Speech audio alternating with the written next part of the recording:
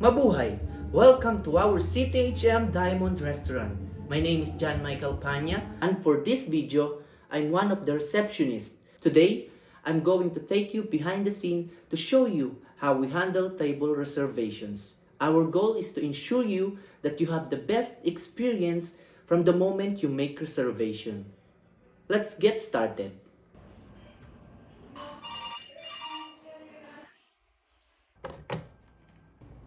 Thank you for calling CTHM Diamond Restaurant. This is John Michael. How may I help you? Good morning, sir. I would like to make a table reservation, please.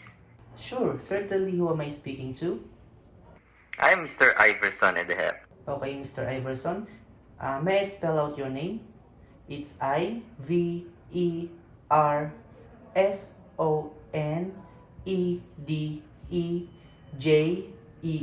Did I get your name correct, sir?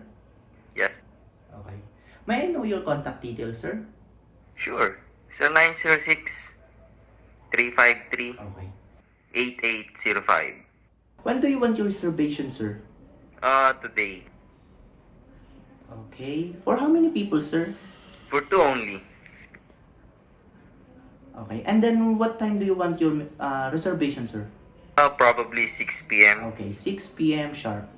For non-smoking or smoking area, sir? Non-smoking area, please. Okay, okay. May I repeat your table reservation, sir? Yes, sir. You have your table reservation at 6 p.m. May 24, 2024 for two-person only in the non-smoking area under your name, Mr. Iverson Ederer, with a contact number of 0906-3538-805. Is that correct, sir? Yes, sir. Okay. Is there anything would you like to request, sir? Nothing at all. Okay, Mr. Edher, thank you for patronizing CTHM Diamond Restaurant.